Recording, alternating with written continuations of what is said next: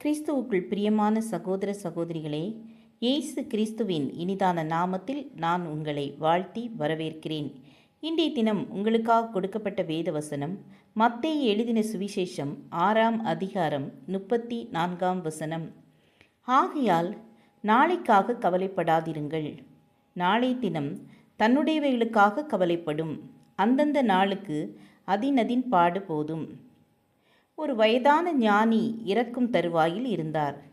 கடைசி நாளும் வந்துவிட்டது, இன்று மாலை தான் இருக்க மாட்டேன் என்று உறுதிபட கூறிவிட்டார். ஆகையால் நண்பர்கள், சீடர்கள், அவரை விரும்பும் பலர் இருந்தனர். அவர்கள் எல்லோரும் வந்தனர், எங்கெங்கிருந்தோ வந்து சேர்ந்தனர். அவரது பழைய சீடர்களுள் ஒருவர் குரு இறக்கப் போவதை கேள்விப்பட்டவுடன் கடை தெருவுக்கு ஓடினார். குரு குடிசையில் இறக்கப் போகிறார், நீ ஏன் கடைத்தெருவுக்கு ஓடுகிறாய் என்று யாரோ கேட்டார்கள்.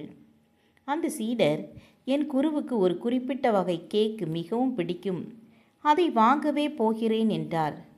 அந்த கேக் அப்போது கிடைப்பது மிக சிரமமாய் இருந்தது. ஆனால் எப்படியோ அவர் சமாளித்து மாலைக்குள் கேக் வாங்கி எடுத்துக்கொண்டு ஓடி வந்தார். இங்கு எல்லோரும் கவலைப்பட்டு கொண்டு இருந்தனர். குரு யாருக்கோ காத்து கொண்டிருப்பது போல இருந்தது. அவர் கண்களை திறப்பார், சுற்றுமுற்றும் பார்ப்பார், கண்களை மூடிக்கொள்வார். இந்த சீடன் வந்தபோது அவர், சரி, நீ வந்துவிட்டாயா, கேக் எங்கே என்றார். சீடன் கேக்கை தந்தார். சீடருக்கு குரு கேக்கை கேட்டது குறித்து மிகவும் சந்தோஷம். குரு அந்த கேக்கை கையில் எடுத்து கொண்டார். ஆனால் அவர் கை நடுங்கவே இல்லை. யாரோ கேட்டார்கள், உங்களுக்கு ரொம்ப வயதாகிவிட்டது, இறக்கப் போகிறீர்கள், கடைசி மூச்சு விடப் போகிறீர்கள், ஆனால் உங்கள் கை நடுங்கவில்லையே. குரு பதிலளித்தார், நான் நடுங்கியதே இல்லை, ஏனெனில் எனக்கு பயமில்லை, என் உடலுக்கு வயதாகிவிட்டது, ஆனால் நான் இன்னும் இளமையாகத்தான் இருக்கின்றேன், நான் இளமையாகவே இருப்பேன். இந்த உடல் போன பிறகும் சொல்லிக்கொண்டே கேக்கை கடித்து தின்னத் தொடங்கினார். யாரோ கேட்டார்கள், உங்கள் கடைசி அறிவுரை என்ன குருவே? நீங்கள் எங்களை விட்டு போகிறீர்கள், நாங்கள் எப்போதும் எதை நினைவில் வைத்திருக்க வேண்டும்? குருவோ, ஆஹா, இந்த கேக் மிக நன்றாக உள்ளது என்று புன்னகையுடன் கூறிவிட்டு இறந்துவிட்டார்.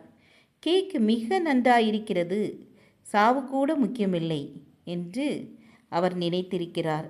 ஆம் என கண்பானவர்களே, நாம் தேவனோடு இருந்தால் நாளைய தினத்தை குறித்து பயமில்லை.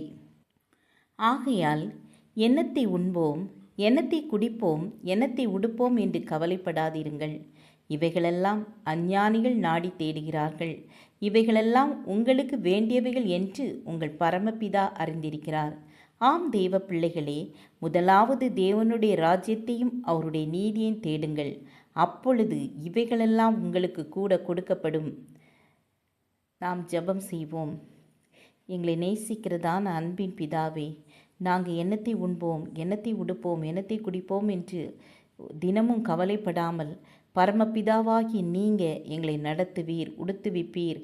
கர்த்தாவே, எங்களுக்கு உணவை தருவீர் என்ற விசுவாசத்தோடு நாங்கள் விசுவாச ஜீவியம் செய்ய கிருபை தாருங்க. எங்கள் ஒவ்வொருவரையும் ஆசீர்வதித்து வழிநடத்துங்க. இயேசுவின் நாமத்தில் பிதாவே, ஆமீன், ஆமீன். God bless you.